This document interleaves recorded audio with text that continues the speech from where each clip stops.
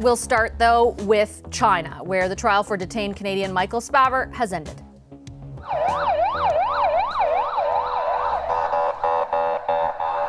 Those are police vehicles racing past journalists outside the courthouse in Dandong, China. Spavor's trial lasted 2 hours, but Canadian diplomats were denied access to the courtroom. There's been no pronouncement of a verdict, so that leaves it remains unclear what has transpired in the courtroom, and we remain frustrated about that. But then, nonetheless, we will continue to work diligently for the immediate release of Michael Spavor and Michael Kovrig, whose hearing will be on Monday in Beijing. Meanwhile, senior U.S. officials are meeting with their Chinese counterparts in Alaska. It's their first high-level meeting since President Joe Biden was elected. Prime Minister Justin Trudeau says he's confident the U.S. side raised the detention of the two Canadians. I can assure you that the United States continues to prioritize this case as it is something that is important not just to us, but to them. For more on the U.S. China meeting in Alaska, I'm joined by John Bolton. He served as U.S. President Donald Trump's national security advisor. He's with us from Washington. Hi, Ambassador Bolton. Good to welcome you back to the program. Thank you for making the time. Glad to be back with you. You wrote in your op-ed, Ambassador, in the lead up to this meeting, this first high-level Washington-Beijing encounter will not resolve any major issues, and no one expects it to. What do you think about how antagonistic it appeared to be off the bat? Well, I think the U.S. side was caught a little bit unawares by how antagonistic the Chinese side was prepared to be in public. Although I would have to say that I think Secretary Blinken performed respectably. And I think people should not conclude from this that somehow it was a bad meeting. We have very serious issues with China. And I think if we're not prepared to acknowledge that and to acknowledge the problems that exist, we're not confronting reality. So when you see the Chinese leadership prepared to make statements like that in public, I think it helps show to the American population, to our friends in Canada and around the world, that those of us who have been saying China constitutes a threat to the U.S. and its allies are not exaggerating. And just to those statements, China was accusing, for example, the U.S. of being the champion of cyber attacks, challenging the U.S.'s own record on human rights. Should it come as a surprise that they approached it this way? And what do you think the appropriate response is? No, I don't think we should have been surprised. And I would say that would be the criticism I would make of the U.S. side in the public exchange. That they weren't prepared for anything other than a relatively brief recitation of the issues that both sides were prepared to address. But I can tell you it's very common dealing with officials of the Chinese government that when you talk about things like Hong Kong or the Uyghurs or Tibet, that they respond in a very harsh fashion. So we should have been better prepared. And I think it's an indication of the tone the Chinese government will take in future talks. And so when you also say that then that doesn't necessarily mean it's a bad meeting, what happens behind closed doors isn't necessarily going badly. What do you think is happening behind closed doors? Well, let's define badly. I mean, you don't have to be belligerent or hostile or even kind of offensive as the Chinese side was to state very clearly what America's position is. And I think that's the real test for the Biden administration. In public, Secretary Blinken talked about cyber attacks and human rights issues. There are a whole range of other Chinese behaviors he needs to at least lay out at this meeting.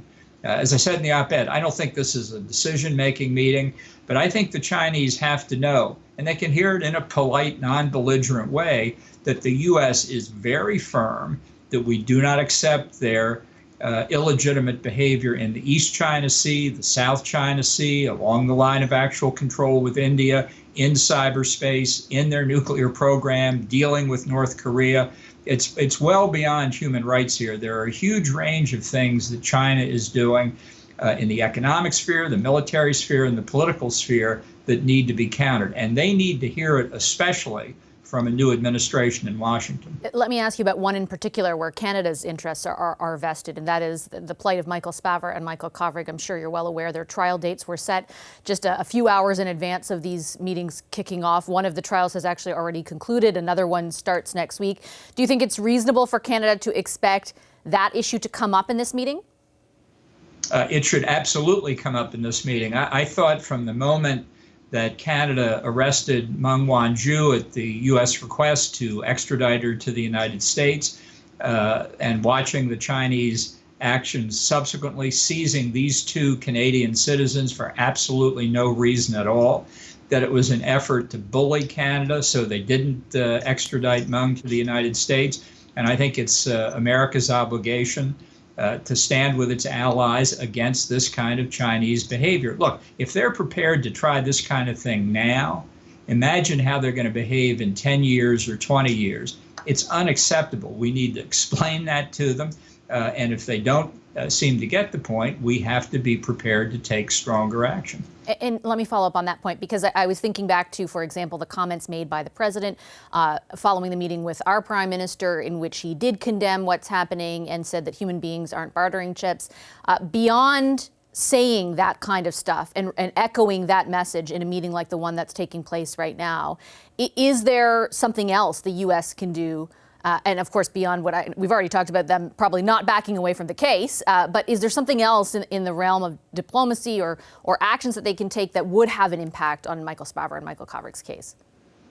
Well, I think there are a number of sanctions. It would not just be the U.S., I think, or Canada. I think where we would both be best served is getting all of our NATO allies and many others to take parallel steps. But I do think there's a deeper meaning to this that everybody in the West should be thinking about. And that is the steps that China has taken with respect to the two Michaels tell you a lot, not just about their international behavior. It tells you a lot about the nature of the regime. This is really what the concern about human rights is. They treat their own people in Xinjiang province, in Hong Kong, with contempt. They demonstrate that every day. They've just now done the same with two foreigners. This tells you a lot about deep-seated feelings within the regime that aren't going to change because of a couple of economic sanctions. This ought to be telling us our strategy overall needs to take that attitude on the part of the Chinese officials into account. This is not just a one-off circumstance. This tells you a lot about the character of that government. But you do think, for example, that Canada, the U.S., and their allies should be considering economic sanctions as a result of what's happened to Michael Spavor and Michael Kovrig? Or other steps, for example, expelling Chinese diplomats, I use that in quotes since many of them will be intelligence officials, until the two Canadian citizens are released. And just before I let you go, Ambassador, you have also said in another interview, when they put pressure on a small country like Canada, it's important for us to stand together and present a united front, which, of course, you've just echoed now. I'm wondering what you thought. There were some images outside the courthouse during Michael Spavor's trial in which diplomats from the UK, the US, and Australia stood there alongside the Canadian diplomat, who was not even allowed, of course, to go inside. Do you think a visual like that, a message like that, makes a difference to the Chinese regime? I think it has to be sustained over a long period of time. That's why I don't think in our governmental and really in our public debates, we ought to be treating this as just one incident. This is indicative of an attitude, a feeling, a kind of optimism and belligerence on the part of Beijing that filters through to a whole range of its other activity. So in order to counteract that, basically almost a psychological approach by the government of China, we have to think more strategically than we have before. We've learned a lot about China just in the past few years. Very little of the news that we're hearing is good. I think the West as a whole, and by that I mean the industrial democracies, including Japan and others, need to get our act together and do it quickly. Okay, Ambassador Bolton, I'll leave it there. I do appreciate your time as always. Thank you. Thank you very much for having me. That's former President Donald Trump's national security advisor, John Bolton. Hi, I'm Vashi Capellos, host of Power in Politics. See more of our show by subscribing to the CBC News channel or click the link for another video.